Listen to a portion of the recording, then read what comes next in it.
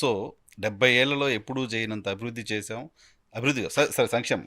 అభివృద్ధికి మీ point of వ్యూలో definition వేరే ఉంది. సరే బాగుంది. అది నాకు కొత్తగా అనిపించింది. ఓకే. సరే ఇంత చేసినప్పుడు మనం ఇప్పుడు పాలిటిక్స్ మాట్లాడుకుంటే ఇంత చేసిన జగన్మోహన్ రెడ్డి గారు ఎన్నికల్లో విజయానికి సంబంధించి టెన్షన్ పడుతున్నారు అనే ఒక ఇంప్రెషన్ ఉంది.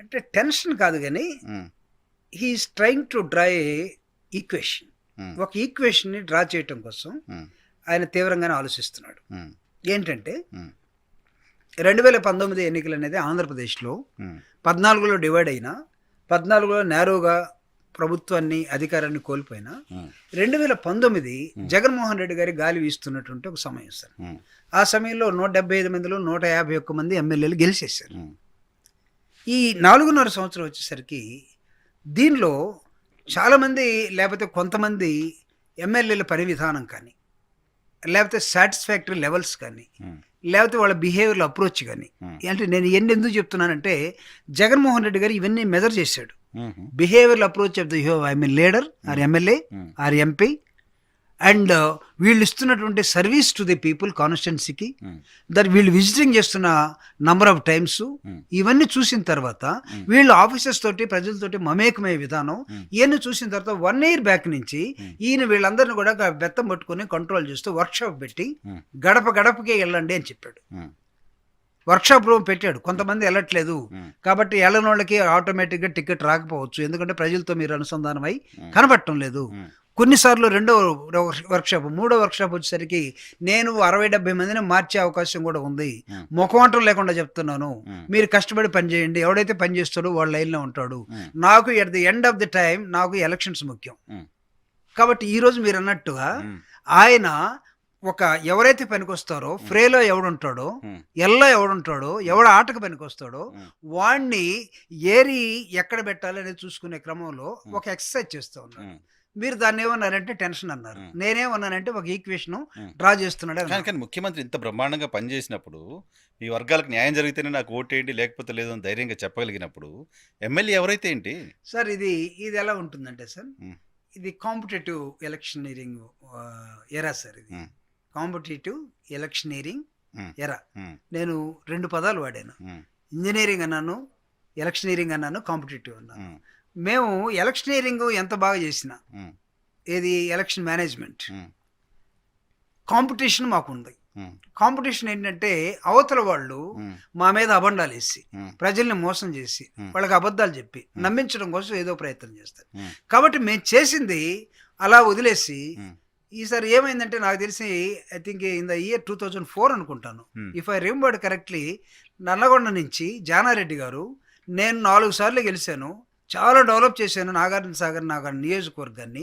ఈసారి నేను నామినేషన్ వేసి ఊరుకుంటాను, ప్రజలకే వదిలేస్తున్నాను, ఎవరు బాగా చేస్తారు. 94 అగ్రికల్చర్ మినిస్టర్గా ఆయన మేబీ 94 ఏమయ్యాడు సార్ పేరు. అంటే జనం ఎలాంటి వాళ్ళు అంటే జనాల్ని బట్టి కూడా మనం పోవాల్సినటువంటి అవసరం ఉంది. మీరు అన్నట్టుగా జనం ఇంకా బాగా ఎడ్యుకేట్ అయ్యి జనం స్టిక్ ఆన్ అయ్యి ఉండి జనం ఓనర్షిప్ తీసుకొని పని చేయగలిగితే ఆ దశ వచ్చేంత వరకు మీరు అన్నట్టుగా మాకు ఆ టెన్షనో లేకపోతే నేను చెప్పినట్టుగా అది ఈక్వేషనో లేకపోతే మళ్ళీ ఇంకొక ఎక్సర్సైజ్ చేయటమో ఇవన్నీ ఖచ్చితంగా ఉండే. సో ఎక్సర్సైజ్ ఇవన్నీ చేయాల్సిన అవసరాన్ని పవన్ కళ్యాణ్ చంద్రబాబు నాయుడు కల్పించారా మీకు? అంటే నేను ఇందాక అన్నాను కదా సార్, అపోజిషన్ కొద్ది గందరగోళంగా ఉన్నప్పుడు చంద్రబాబు నాయుడు చేయలేని పనులన్నీ కూడా జగన్మోహన్ రెడ్డి గారు చేసినప్పుడు, చంద్రబాబు నాయుడు గారి హిస్టరీని బద్దలు కొట్టినప్పుడు 40 సంవత్సరాల్లో 14 సంవత్సరాల్లో ఒక ముఖ్యమంత్రిగా ఈ రోజు కూడా పేదరికం ఉందని, నేను రాకపోతే ఏం కాదని, నేనే కనిపెట్టాను సెల్ ఫోన్ నుంచి ఇవన్నీ చెప్పుకునే విధానంలోకి వచ్చిన తర్వాత మీరు అందరూ బాగా చేస్తే జగన్మోహన్ రెడ్డి గారు 32 లక్షలు ఇల్లు ఇవ్వాల్సిన అవసరం ఏముంది? ఏ simple and fundamental common question నేను అడుగుతా ఉన్నా. మీరు అందరూ ఇల్లు కట్టించుంటే జగన్మోహన్ రెడ్డి గారికి అవసరం ఉండేదా?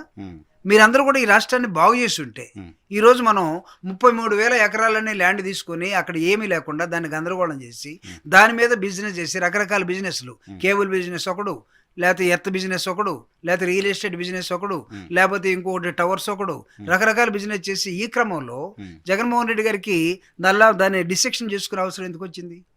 సో కాబట్టి మనం గతం ఫెయిల్ అయింది. చరిత్ర చూసినప్పుడు గతంలో నాయకులందరూ ఫెయిల్ అయ్యారు, మనం నూతనంగా పనిచేయాల్సిన అవసరం వస్తుంది. ఈ నూతనంగా పనిచేసే క్రమంలో చాలా ఛాలెంజెస్ ఉన్నాయి. ఈ ఛాలెంజెస్ని మనం ఒక్కొక్కటి చూసుకునే క్రమంలో ఏమవుతుంది, జగన్మోహన్ రెడ్డి గారు ఈ 2,37,000 కోట్ల రూపాయలని పబ్లిక్ మనీని డిస్ట్రిబ్యూషన్ పెట్టినప్పుడు Hmm. ఏం చేశాడు సార్? ఒక బటన్ నొక్కాడు. ఉమ్, ఆ బటన్ కూడా ఎక్కడ నొక్కాడు? Hmm. తన సీట్లో కూర్చొని ఉమ్, ఒక కాలేజ్ స్టూడెంట్ లాగా Hmm. ఆఫీస్ తోటి మాట్లాడుకొని Hmm. బడ్జెట్ ఏంటి, ఏ సెక్షన్కి అవసరం, ఎవరు క్యాలెండర్ ఇచ్చాము, ఎవరో చేస్తున్నాము అని సింపుల్గా బటన్ నొక్కాడు. ఉమ్, దానికి ఏం చెప్పారు వీళ్ళందరూ కూడా? ఉమ్, అదే చంద్రబాబు నాయుడు గారు బటన్ నొక్కాలంటే ఒక పెద్ద బహిరంగ సభ, ఉమ్, ఒక పెద్ద ఈవెంట్, ఉమ్. ఆ ఈవెంట్కి ఒక ప్రచారం. ఎందుకు మీరు కూడా అన్ని ఈవెంట్ బహిరంగ సభలో నొక్కుతున్నారు కదా చెప్తున్నా. బటన్లు? ఉమ్, ఆహా, ఈ బటన్ నొక్కడం బహిరంగ సభలో తక్కువ జగన్మోహన్ రెడ్డి గారు. ఉమ్, మామూలుగా ఇక్కడ కూర్చొని సీఎం గారు ఆఫీసులో కూర్చొని సీఎంఓలో కూర్చొని చేస్తాడు. ఉమ్. రీసెంట్ గా 1-2 అక్కడక్కడ సభలో చేశాడు. ఇప్పుడు మంచి సభలోనే అదే చేస్తున్నారు. అక్కడక్కడ రీసెంట్ గా. ఉమ్. బట్ బిగినింగ్ లో జగన్మోహన్ రెడ్డి గారు um, as a chief minister, new chief minister, అతను లెర్నింగ్ స్టేజ్ అంతా కూడా అడ్మినిస్ట్రేషన్ లో ఏం చేసేవాడు? అక్కడే కూర్చున్నాడు. ఉమ్,